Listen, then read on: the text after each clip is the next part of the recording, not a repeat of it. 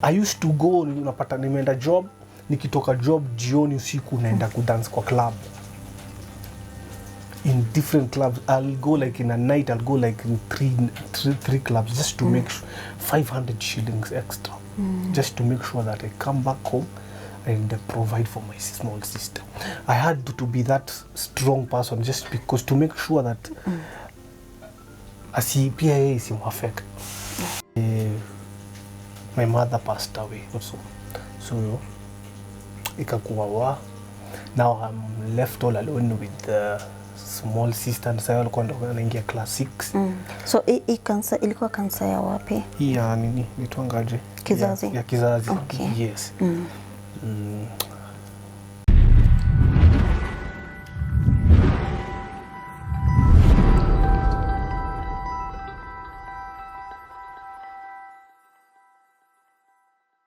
Hello viewers, welcome to yet another episode of Heart to Heart with me, your host, Purity Amani. And today, we are lucky to have this gentleman that I'm going to introduce later here at Gashie.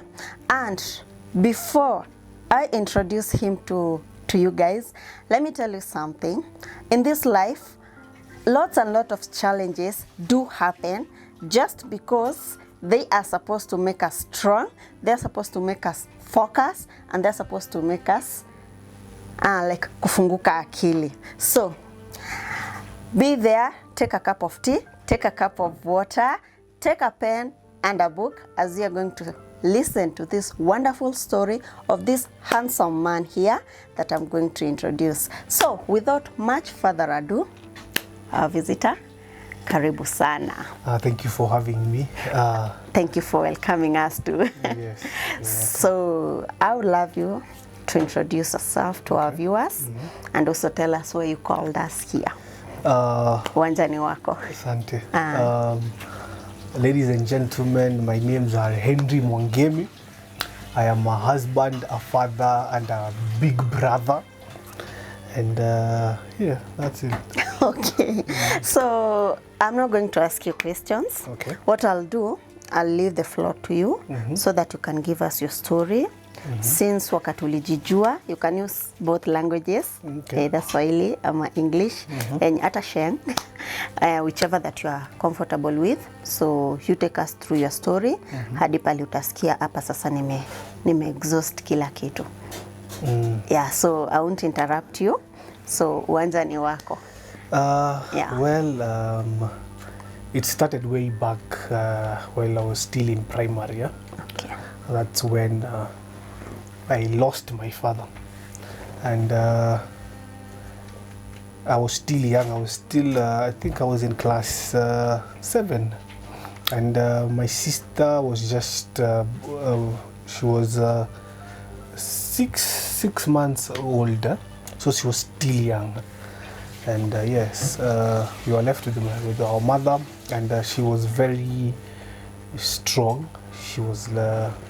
She struggled a lot to make sure that I go to school, and her job was not that much paying. She was a chef, and those ages, those times, salary zao zilikuwa ziko chini sana. So she was making, I think a month, she was making like 5,000 shillings a month, you know. And I am there going to school each and every day. She has to make sure that I get what? Thank you very much. I get school fees, I get transport to go to school, food to eat. And she was also struggling a lot because now being left as a single mother with the 2 babies to feed on and to take care of, it was very emotional to her and it was very hard. So that's when I now decided now I'm going to start doing using my talent just to make sure I support my mother in every way that I can.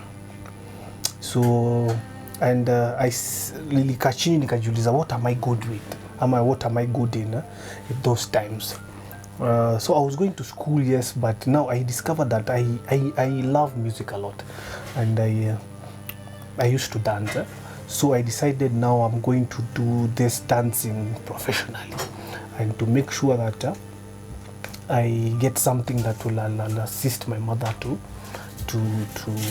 we survive. Okay. You know,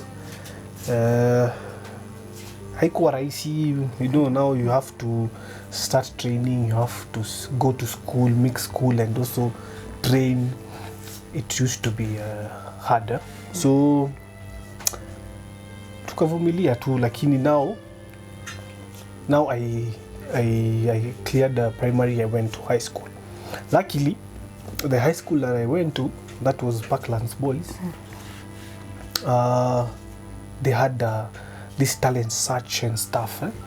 So I went and danced, and there was like 2 guys also danced the same. So we told ourselves, why don't we just join hands together and form a group and start dancing to get salaries or to get something just small, just to make sure that okay, me basically I wanted to join just to make sure that I help my mother in every other way that I can. And we formed that group, and we started dancing for video shoots for artists around here in Kenya. And I used to now to get kidogo I pay for myself school fees, and also my sister now ndio huyo akaingia shule. I used to help my mother in every way that I could, but life was very hard. So I used to find myself that nimefukuzwa juu ya school fees, and there are no any jobs any shows around to make. So I used to find myself nimeka home kama 2 weeks ama 1 month sijaenda shule, just because to raise that school fees ilikuwa hard for her. You know, she was struggling to feed us. Yeye pia hakuwa na health yake, ilikuwa pressure ilikuwa imepanda, diabetes, just because of stress of losing her husband. So we struggled, but I thank God I managed to finish high school, and from there now I took that dancing job professionally, like going for road shows, just to make sure that I assist my mother in every other way. But that stress of since we lost our dad, my mother health yake ilianza kunini exactly. So akakuanga na zama complications mingi hizo, ma pressures and yo ugonjwa kakuja kamzidi, and then ugonjwa pressure then kidogo I don't know, then all of a sudden she was found with cancer. So so now sasa tumebaki sasa now ni a struggle to make sure that anaenda makimo, pesa ya kimo nao ndio hiyo noma. Mtoyo sistangu mless bado ndio yako primo school fees, you know. So mimi I had to also now to, stop all that and come back home to just to take care of them. Were there no relatives like uncles, aunties wenye wangesaidia? They were there, yes, but unajua kila mtu kuna mashida zake. Okay, yeah. You know, you reach out to 1, 2, walikuwa na come through, by the way, walikuwa na come through, wanatusaidia a lot, and venye wanaweza, unaelewa? Yeah. But health ya mother ikakuwa worse. And kafika hapo 2012 September, my mother passed away also. So ikakuwa now I'm left all alone with the small sister, and sasa alikuwa anaingia class 6. So hii cancer ilikuwa cancer ya wapi? Ya nini nitwangaje? Kizazi. Ya kizazi. Okay. Yes. Ilimlemea. So but now since now sasa since then ikakuwa ni my sister now she's in class 6. I am left with her now. I also now have to, a way of surviving, to make sure that she eats, she makes sure that she goes to school. So now sasa mimi kwa sasa mimi ndo mzazi and a brother as well, so ikabidi nimejituma. Now I took the dancing seriously. I took that opportunity sana, nikaifanya sana, but thank God I got a job. So ikakuwa now I can sustain paying rent, school fees, mali nitashindwa nifanye hizo ma side hustle. I used to go, unapata nimeenda job, nikitoka job jioni usiku naenda kudance kwa club.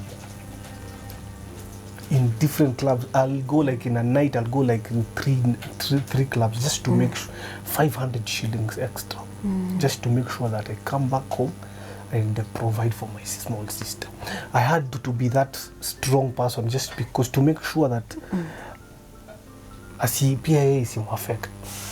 Because she used to ask me a lot, babe kwani ameenda nini unaelewa? Na dadi, mbona wengine wako na madadi, wengine wako na madhe wangu, mbona sisi mbona tunakaa peke yetu, So I had to make sure that stress ama that nini isimuingie, isimu affect. So I had to be strong for her. And ilibidi nimejituma sana. Sikuwa nalala, natoka club asubuhi make like maybe 800. Asubuhi naenda straight na shower, na mtayarisha naenda shule, naingia job. Ilikuwa ni noma. Sikuwa nalala.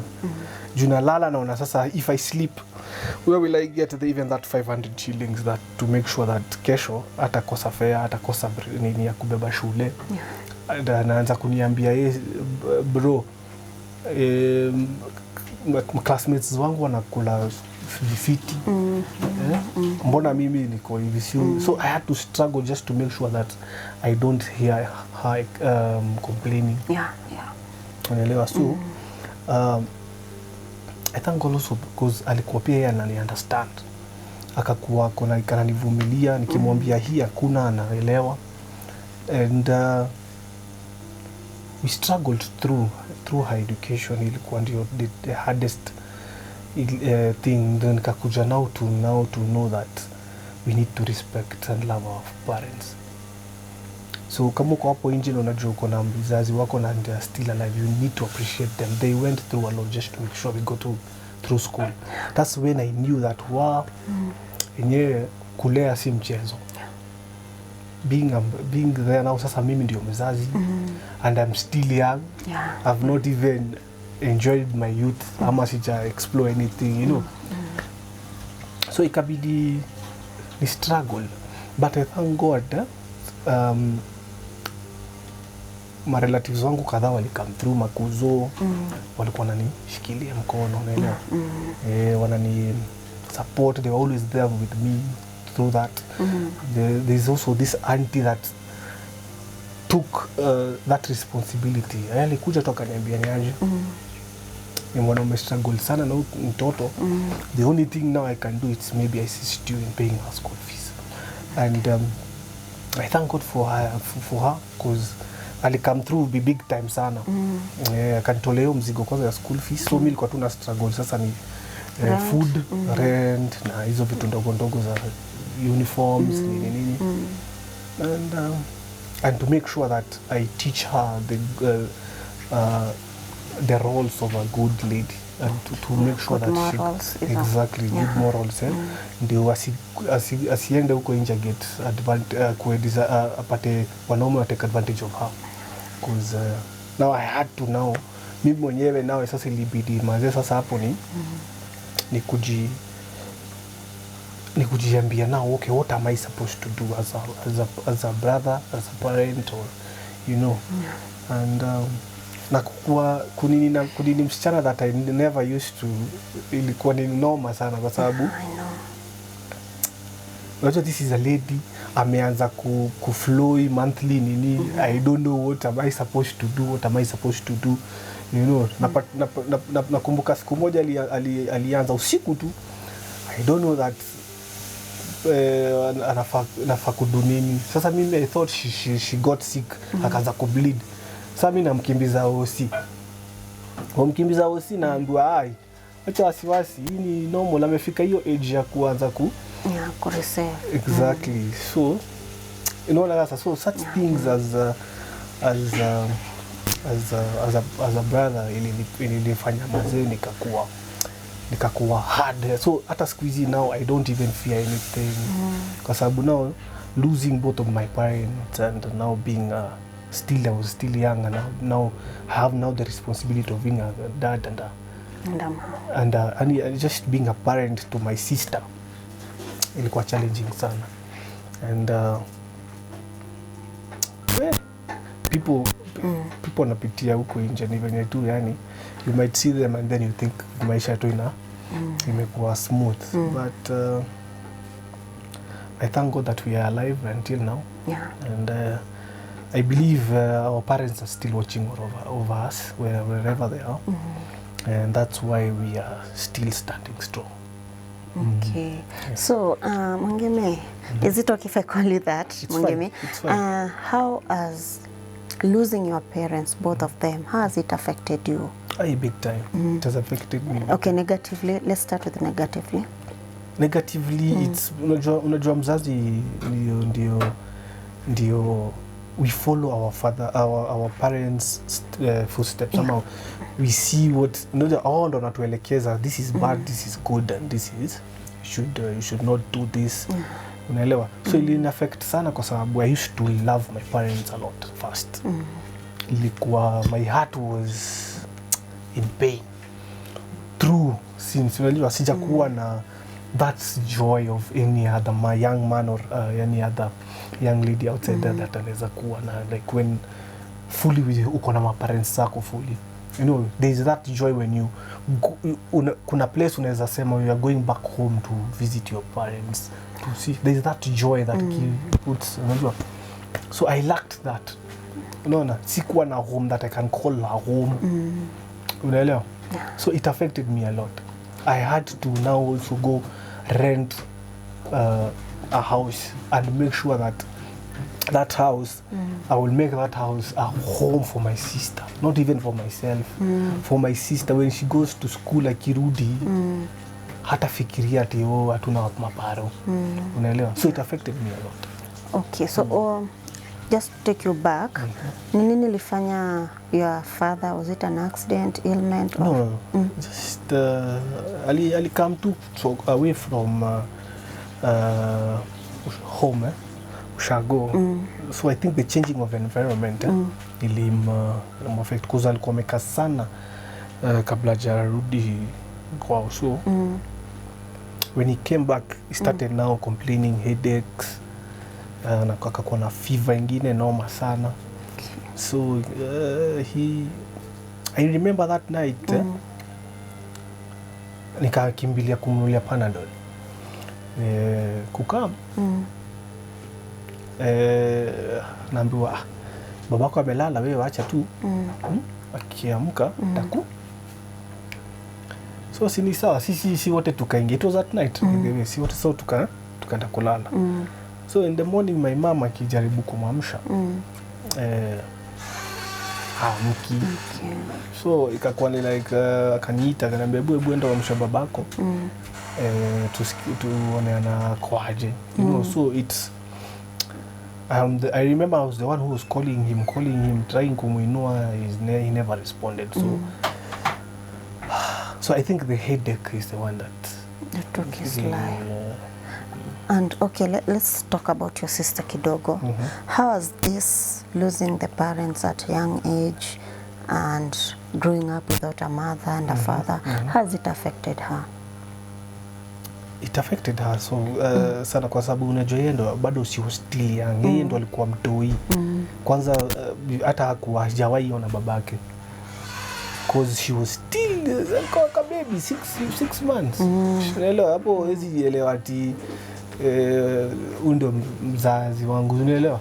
So hiyo ile muaffect kwa sababu yeye hakuwa enjoy fatherhood. Unajua hajui fatherhood, it's how good and how sweet fatherhood is. Calling knowing that this is my dad. Unajuanga bondi ya ladies na mababa zao inakuanga very very strong. You can bear me witness hata wewe you ni buda yako ndio inakuanga unapatanga ndio favorite, lakini sasa unapata sasa pande ya maboy madhe ndio favorite. Unaelewa? So ili affect sana. So I had to come through for her as a father and a big brother. Kwanza na saizi current life how is it for now? We still communicate. We make sure that we check on each other each and every time, each and every day. We make sure that everybody is okay. You're not lacking anything. If you lack anything, you can run back to me. I told her, I always tell her, whenever, okay, say she's bigger. She's over 23 years old right now. So, but I always tell her that remember, wherever you are, I am always here as your brother, as your big brother and your kila kitu. So just to make sure that we keep the communication and the bond, because we came to love each other as in sana, kwa sababu mimi ndo ningeenda visiting days zake shule nini everything I used to do for her. Unaelewa? So for now tunashukuru Mungu by the way. So the bond is strong at the moment. The bond is stronger kwa sababu unajua amegrow sasa na mimi. I made sure that I teach her the I just become a role model to her. I just make sure that I show her, okay, ni sawa tuna maparo lakini now we have to survive. God ametuweka alive with a purpose. And so the only thing we can do is we be strong and fight for each other. Just to make sure we survive. That's good. Okay, so again I'll take you back. That's fine. Kwa your mom, apart from the stress, you told me alikuwa na stress, pressure ikapanda and all that. According to you, unadhani pressure ndio ilimweka chini ama ni cancer? Unajua ilianza hivyo, unajua hii mwili yetu ni very nini. Ukiwa ilianza tu hivyo, ilianza stress kwanza. Unajua losing a husband that you've stayed for many years together, ilimu affect sana. So akaanza kwa hizo nini zinatoangaje stress, ulcers zikakam. Kidogo ndio hiyo pressure. Kidogo ndio hiyo diabetes. Unaelewa? So these things, hizi magonjwa azitakangi another, ukipata ugonjwa mwingine tena uko na hizo zinakunini sana, zitakuchapa sana. So stress was the cause of all those diseases that came to her. And according to you, unajua ulikuwa mkubwa unakumbuka, did she ever try to sort like counseling or talk it to someone? No. She fought her own fights. Okay. She tried to be strong for us. But ilikuwa inafika times as zingine inakuwa emotional. Inamshinda kuvumilia. She used to cry just to unaweza kaa hivi anaanza kulia just all of a sudden. So ilikuwa affect sana until by the way until her death. She started being sick since we lost our dad. So in your opinion, supposedly she had sought a counselor. You feel she would have survived? I think I believe so. Unajua angekuwa na support ama angekuwa na unajua bado alikuwa na struggle, job yake si alikuwa analipa fiti. Bado ana struggle na sisi. Ndio hiyo ame lose the only helper that she used to have. This is a person that amekuwa akimjua for all those years. Unaelewa? So I believe by the way angekuwa na hizo stress, angekuwa tu na hiyo angepata hiyo counseling, angekuwa na a head ama nini a shoulder to lean on. trust me, she would have survived all that, kwa sababu hizo gonjwa zote zilianza kukam just because of that. She used ani mpaka aliacha ku take care of herself just because she concentrated on us. Unaelewa, alikuwa na give all unto us, unaelewa. So counseling is important, trust me. That's where I was bringing you. I'm glad you have said it. So Henry, I empathize with you, and I'm very sorry for whatever happened. But at least, like I said when I started, some things always happen to us for us to have a lesson or to teach. Yeah, to be strong, to learn something from that. And I can see at least you have learned something about counseling. So maybe someone is there. I would love you to look at this camera, that one. So someone is there, maybe anapitia vitu like what your mom passed through, na maybe was or maybe the same thing. What can you tell him or her? First, you should thank God that you are alive, and whatever stress or whatever hardship you're going through outside there, everything happens with a reason or a purpose. Usione ni kama mazeti maisha imefika mwisho. If maybe I did it, you can also do it. I went through a lot, but I decided now to be a man. So you're there stressed, thinking that life imefika mwisho. Now you're thinking of taking your life. You're thinking that you don't want to move on. Just thank God that you're alive. Move on. Unaweza jiinua from where you are. Struggle is real. It's everywhere. We are struggling even right now with the economy. Lakini the small that you get, as long as Mungu amekupatia mikono na miguu, enda ujitafutie. Enda ujitafutie, you will succeed. Elewa. Okay. So bado nitakurudisha nyuma. Ulisema ulikuwa umeanza kudance. So even till your mother's death, you were still dancing. I was dancing. So did you continue or did you stop? Ilojua sasa dancing ilibidi sasa ni hizi si vitu za guaranteed, and then the pay ilikuwa ni kidogo. Okay. Si ndio nakwambia sasa hapo ilibidi sasa I look for another option. Okay, so after your sister alimaliza shule ama wakati ulipata usaidizi, bado did you take it as a career ama ilikuwa tu bado side hustle? Dancing ilikuwa tu sasa ni kama side hustle. Sasa ni ile sasa ni like at least I get kitu tu, unajua ilikuwa na pay kidogo, so lakini sasa I just had to do it.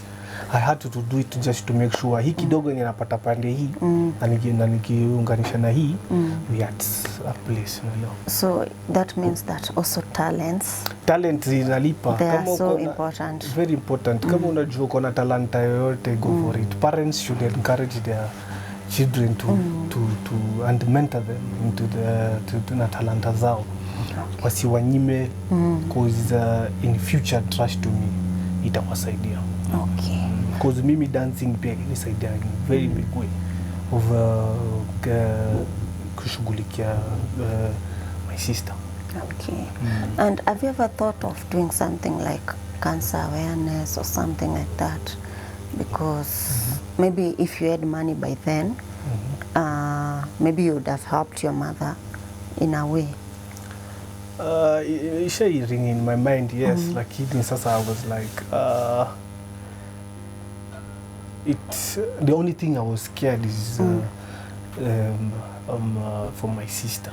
I used to make sure that she goes for checkups each and every time, just to make sure she's healthy. Because ladies are very sensitive. And it's about infection huko, and if an infection is not treated, maybe it's not leading to those big diseases. Yeah. Ilinifanya tu I was now scared. Now I had to make sure that we go for these checkups, tunaangaliwa damu, pimo, all this everything, just to make sure we are healthy. That is what I was scared of diseases. I had to make sure that we are healthy, and we thank God. So far so good. Okay. And do you do that right now? Because when you started, I heard you said you're a husband. Yes, I am. Do you take your wife and Yes, we do. for checkup and the kid? Yes, we always go for let's say 6 months. After 6 months, we always try, and also we with our son we go for these checkups just to make sure. So that surprisingly. So hiyo nini inakuwa tu until in my life. I think it will stay in my mind forever. I understand. And Mwangemi, have you ever thought of doing counseling? Being cancelled or Yeah. I've never. It's just I've just been trying to be strong for myself and for my family. But I think counseling si mbaya. And I thank God for like people like you coming to listen to our stories. It helps a lot to let it out. Yeah, so counseling si mbaya. Nzuri, actually, because this is what I'll tell you. You know, the more you talk, Yes. the more you get healed. You might be thinking you are strong, but as soon as you start talking, you come to realize, oh, I'm not as strong as I thought. We each need somebody To listen to us, to take the baggage in our heart, to take the pain from our hearts. We each and every kila wakati, now and then, we need someone that can take our baggage, someone that can take our burden, our pain, our tears. We need that person. Mwenye tu atakati, umwambie all the nonsense in your life, all the problems, everything. So, don't just say you're strong. Yes, you are strong. You are born strong. Being able to overcome all that, you are strong. But for now, you need to start talking. You need to start walking the journey, because I can feel you are not yet fully healed. The phobia is still there. The pain is still there. But ukiendelea kuongea, now with the right person, counselors, and in this case, heart to heart with Purity Amani. The more unaongea, the more una release, the more your pain inaenda ikitoka. Whatever taka kuna mtu umewekasirikia because of whatever your mom went through, inaenda ikipungua until you learn that everybody in our life is loaned to us. Hakuna mtu permanent in our life. Be it your mom, your dad, your brother, your sister, your wife, your son, everybody in this life. The properties you have, everything, even your own life is loaned to you. Umepewa loan. Unajua loan ukaa for some time before giving it back. So the more you talk, the more you undergo the counseling, psychology, utakuja ku appreciate that. Knowing that, and if that is in your heart, even if you lose a loved one, yes, you grieve, and then later on you embrace it. This person was loaned to me, so now I have to let it go. Now once you start letting it go, the pain, the phobia inaanza kuisha pole pole. Hiyo phobia uko nayo kwa roho, hey, bana, my mom died of this and this, inaweza fanyika, tukimbia hospitali. Ilifanyika, tukimbia. Unaona, inaanza kuisha pole pole, step by step, because the more you talk, the more you inatoka kwa roho, inakuwa released kabisa, until your heart inakuwa completely healed. You can't forget, but you can heal. You get that? Hautasahau, huwezi sahau wazazi wako, lakini what will happen is utakuwa healed. Uta accept maybe that was their fate, and in one way or another we can't run from our fate. But what can I do to prevent something like this? Maybe my friends are grieving. I can talk to them. Wase, fanyeni hivi, enda counseling. Itakusaidia. Someone has lost her husband. Mom, fanya hivi, enda counseling. Itasaidia. I've lost a job. Let me go to counseling. It will help. Unaona, it will help release that pain. Yeah. For you to understand everything in your heart, in your life, is loaned to you for a period of time, not permanent. Yeah. So, una promise utaanza kufanya counseling? Utaanza kwenda counseling, I mean. It's not a promise, yes, but I will. I want a promise, so. I will try. You'll try. I will definitely I'll try make sure that not trying, but doing it. Okay. Because I know the importance of counseling. Okay. I know the importance of counseling. It is really important. And right now, I'm doing something called marketing counseling. I'm doing a campaign for counseling, for people to embrace counseling, to have at least 1 or 2 counselors in your life. It helps a lot. It reduces these things of young generation killing themselves. It will reduce if people embrace counseling. So counseling is very important. So sikwachi. Our viewers are our witnesses. I'll make sure you embrace counseling and make it part of you. So, Henry, umetupatia story yako until pale umefika. So I want you to tell us now currently what you're doing. Yes, currently right now I also just opened a YouTube channel as well. Oh wow, congratulations. So thank you very much. And I am really I want to say thank you also for coming and listening to my story. You have not given us the name first So of all. the YouTube channel name is called Rich District Kenya. Rich District Kenya. You have heard. Rush there right now. Kindly. Subscribe and leave a comment. Sema tu umetumwa na Heart to Heart with Purity Amani. Kimbia huko sai. We shall appreciate. Yeah. Yeah. So what do you do at Rich District Kenya? We do challenges. We do the lifestyles.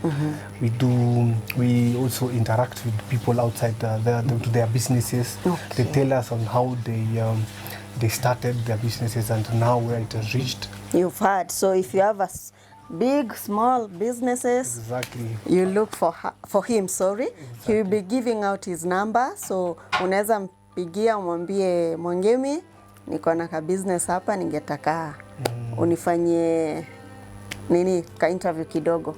Exactly. Yeah. So kindly guys go watch us out our content and we'll be giving more content huko. Okay. And as young men we know you really need to decide on what you really want to do. So and in life everything is digital. Yeah. So everything is there. So Heart to Heart family, we're looking forward to seeing you guys and join our family. Let's grow together. Let's support each other. And God that our bless. Okay.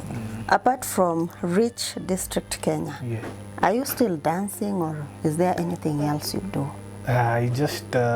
I don't dance anymore. You don't? I don't So, dance, but I always teach my son some moves just to make sure maybe also labda hiyo ndo talent yake pia. I don't know, maybe it's like father like son. So True. that's the way that I do, but nothing else. Nothing It's else. YouTube all the way. Okay. Yes. So Henry Mwangemi, do you feel like kuna kitu umeacha? The only thing I can say is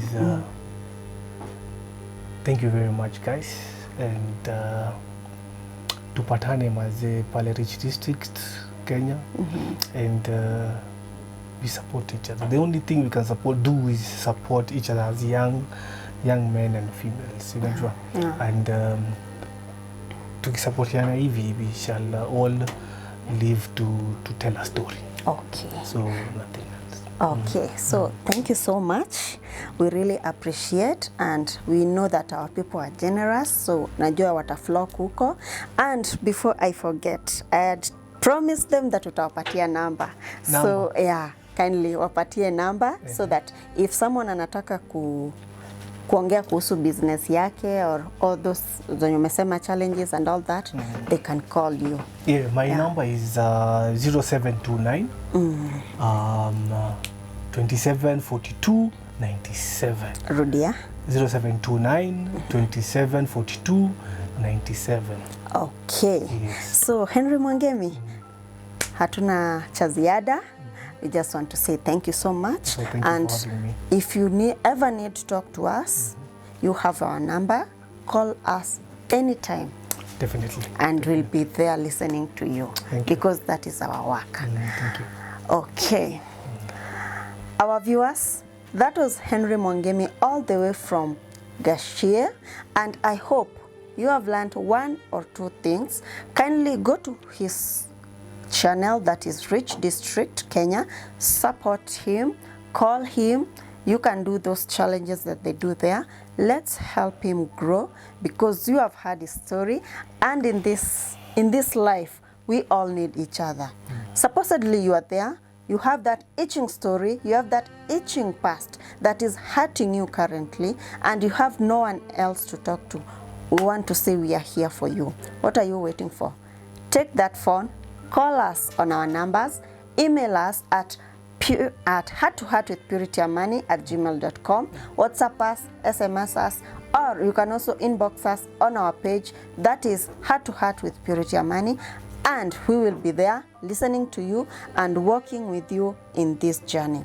Before I forget, don't forget to subscribe, don't forget to leave a comment, and most importantly, don't forget to share, because it is by sharing we reach to as many people just like we have reached Henry Mwangemi today.